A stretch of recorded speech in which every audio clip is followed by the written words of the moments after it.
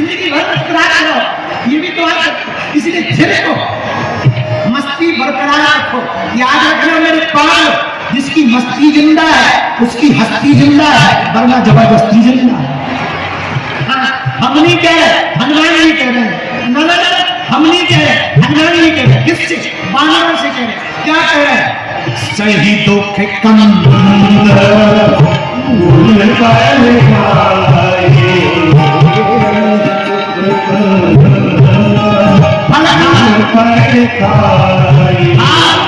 मेरे यार, जो मिला है वो कम नहीं है, जो नहीं मिला उसका कोई कम नहीं है, जो मिलेगा वो सिर्फ एक बार है, पर हमने अभी जो पाया यही राजा नाम है। ऐसे समझो, कोई लड़की तुमसे उपत के कह दे हमें तुमसे शादी करनी है, चलो। तुम 10 बार सोचो, जब ये उपत की शादी के लिए कह रही है पता नहीं कैसी हो, कितनी उपद्रवी हो। और कोई लड़की जबरदस्ती हाथ पकड़ के चल शादी करनी, तुम टेंशन में आ जाओ कि जब पहले ही दिन गुंडागर्दी चल रही, कल का पता नहीं। और कोई लड़की कुछ ना बोले और तुम देखने जाओ, चाय लेकर के आ गए, तुम चाय पियो, नजरें नीचे हो गए, तो भले ही बाद में वो सींग मारती है।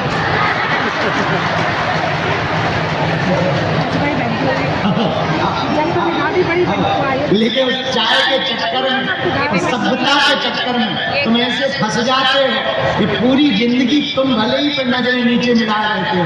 इसलिए अब तो जमाना बदल गया। पुराने जमाने में जब लड़का लड़की देखने जाता था तो लड़की बड़े संस्कारी कपड़े पहन करके चाय लेकर आती थी, लड़का पीता था, लड़की नीचे नजर करती थी, लड़का ऊपर। लेकिन बाद में ठीक बदल जाता था, लड़का जिंदगी भर बेचारा नीचे नजर करे रहता था, लड़की ऊपर। अब आज का तो जमाने नहीं है, हनुमान ही बचाए। आज के जमाने में हमें बोलना नहीं है, क्योंकि 5 दिन कथा भी सुना, पता लगे कल ही टमाटर घलने लगे। हमारी माता जी कह रही थी सुरक्षित ही बेटा घर, और धन्य हनुमान। हनुमान से सीखे जावंत के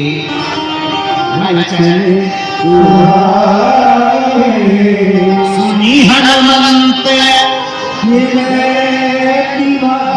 अच्छा विचार करो, हनुमान जी को किसी से सुनने की जरूरत है, किसी से पूछने की जरूरत है? जरा बता जरूरत है?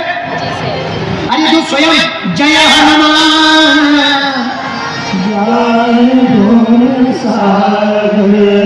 जो स्वयं ज्ञान के समुद्र हो, और जो स्वयं राम दूत तो लेते,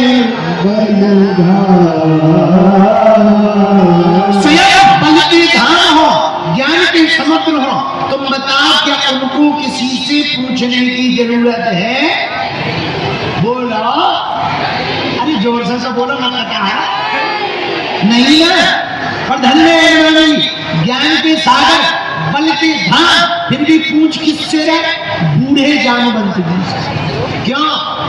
शिक्षा देने के लिए पूछ रहे हैं कि हमारी तो ठीक है, आने वाले हमारे चेलो सीख लो। कितने भी बड़े हो जा, बड़े तो आखिर बड़े होते हैं, उनके पास अनुभव पड़े होते हैं। इसीलिए हनुमान जी जानवंत जी से पूछ रहे। चौपाई कहती है जानवंत के गाइए सुनी हनुमंता।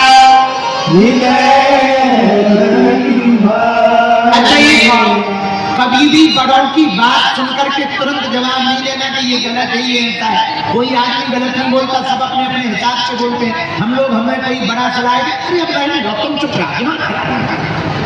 हनुमान जी ऐसा है ना, क्या सुनी हनुमंत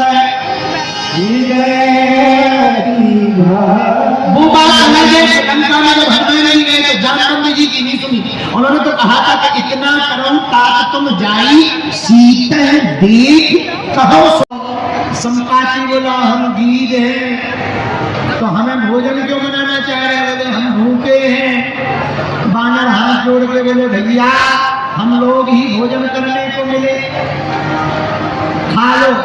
वैसे ही मरना है, तुम ही खा लो। इतने में अंगद जी बोले, संपाति एक गीत जटायु थे जिन्होंने राम काज के लिए अपने प्राण दे दिए, एक तुम हो कि हम लोगों के प्राण ले गए। संपाति की आंखों में आंसू आ गए, भैया क्यों रो रहे? संपाति बोला, तुमने हमारे भाई का नाम क्यों लिया? जटायु तो हमारा भाई। अरे आपका भाई? हाँ, एक बात बताओ, जटायु को हुआ क्या? भैया उसने तो माता जानकी जी को बचाने के चक्कर में प्राण दे दिए। अच्छा भैया, हे बानरों, हम तुम्हारा बुरा नहीं करेंगे, हम उड़ नहीं सकते हैं, हमारे पंख जल गए, तुम हमें समुद्र तक ले जाओ ताकि हम अपने भाई को तिलांजलि दे दें, जल अर्पित कर दें। अच्छा, और तुम्हारे ये पंख कैसे सटे? संपाति बोला, भैया हम दोनों भाई जवान, हमारा नाम संपाति है, हमारे भाई का नाम जटायु, दोनों जवान जोश में थे, उड़ने में बहुत पावरफुल थे, ताकतवर। एक दिन हम दोनों भाइयों ने शर्त लगाई, चलो सूर्य के नजदीक चलते हैं। दोनों भाई उड़ते उड़ते गगन में ऊपर चले गए, गुरुत्वाकर्षण सीमा को पार कर गए, लेकिन जैसे ही सूर्य के नजदीक पहुंचने लगे तो जलन बढ़ गई, ताप बढ़ गई, अग्नि तेज होने लगी। तो जटायु बोला, भैया हम तो नहीं जाएंगे, तुम जीत गए, चलो वापस लौट चलते हैं, जलन बहुत हो रही है, शरीर में आग लग रही। हमने कहा जवानी के जोश में रहने दो, तुम्हें नहीं जाना है तो मत जाओ और हम जाएंगे। तो जटायु तो वापस हो गया, पर हम जवानी के जोश में सूर्य के नजदीक पहुंचे। हुआ क्या?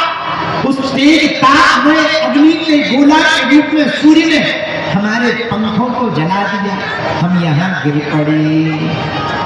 पर एक मुनि को हम पर दया, हमको उठाकर गुफा में रख दिया और गुफा में रख करके कहा, चलो चिंता मत करो, हम जो है आपको एक वरदान देते हैं। क्या?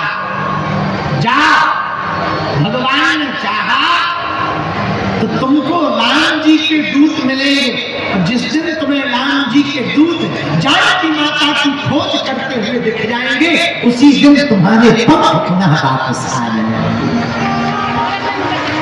आज हमें पता लगा कि तुम राम जी के दूत हो, जानकी माता की खोज में निकले हो, आज हमारा वो दिन आ गया। तो बानरों में से अंगद जी ने पूछा,